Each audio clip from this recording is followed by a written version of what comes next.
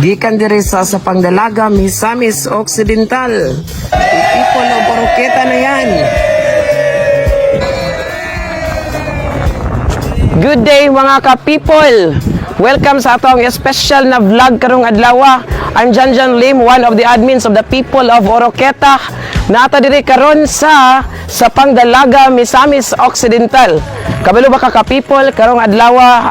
It's a great day mga ka-people kay makita nato ang pag-install sa soon to be one of the best destination here in Misamis Occidental, ang Pangdalaga Floating Playground. Abangan ninyo mga ka-people puhon sa opening live ta dire og atong i-feature puhon ning isa sa mga the best nga destination nga imong anhian karong summer 2023.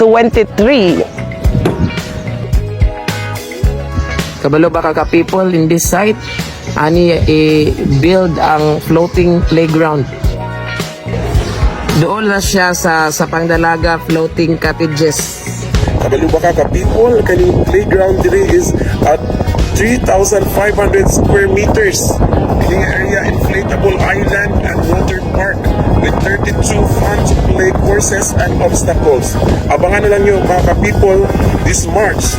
This will be located at Kaluya sa Pangdalaga, Misamis Occidental.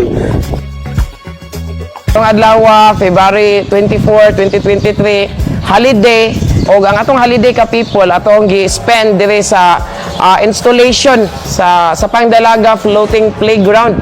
O karon kauban nato si Ma'am Johanna Monte Alto, isa sa management team sa Pangdalaga Floating Playground mga ka-people. O kato siyang mahinabi karon dire sa people of Oroqueta.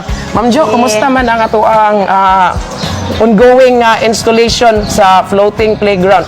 Yes, karon so far first day namo, so nag-unfolding mi karon dyan.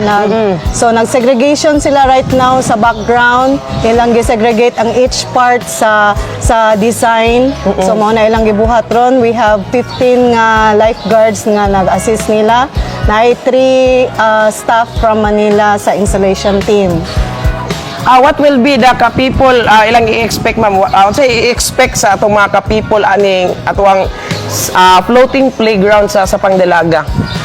Daghan tag i-expect ani. First is the fun, the adventure, the experience nga ila ang ma-experience diri kay so far murag wala pa gyud diri sa First in Miss Ok, no? Yes. Nga nagi floating playground. So ang ato ang expectation and excitement pwede na nato sugdan karon kay as we using sa ato ang post gani sa atong page na dito ang mga teaser nga enjoy gid siya. Enjoy. Kasi ang opening gid ma'am, murag na-excite po ko.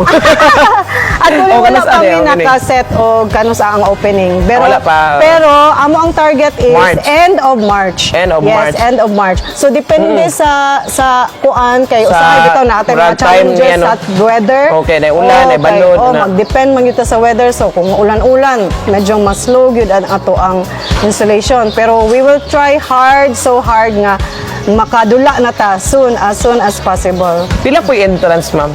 Wala pa na ba? Di pa i-announce no? Actually, Nana day? Pila entrance ma'am? Barato Next ra set kayo. ko eh. Barato ra kayo. Isaba na ni mo ron? Yes, of course. Pila ang entrance ma'am? Entrance will start at 399 only. 399 good for pila ka hours na ma'am? For 2 hours. Na ba yung age variation na kung bata, Yes, tigulang, or nag-segregate.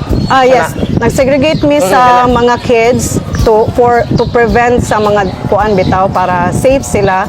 So naami segregation sa kids nga lower ilang price. O separate pod ila ang play area. Alahi ang kids ani dahil po ang sa dagko. Kids means 3.5 height below. Mo na Okay. ang segregation sa kids. Law man ni ma'am, kanang safe ba ni sa ato ang mga ka-people?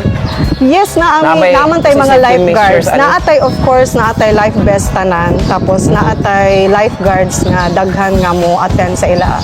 They are trained professionally kay sila pud ang lifeguards sa floating cottage. So train sila professionally sa Red Cross as Wow. well. Exciting na Yeah. kayo mga ka-people. Today is February pa lang, no? 24, pero murag ako ang feeling ka maglami na jud og mahuman nag-install kay ako'y unang mag-ambak-ambak.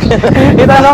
Salamat kay Ma'am Jo sa pakiginabi sa people of Oroqueta. Mga ka-people, exciting. Abangan nilang mga ka-people. Once again, this is Janjan Lim isa sa mga admin sa People of Oroqueta, your friend online, kauban si Ma'am Johanna, nga isa sa ato ang management team sa Pangdalaga Floating Playground. So, nawa kay message sa itong mga ka-people, Ma'am Okay, Jo?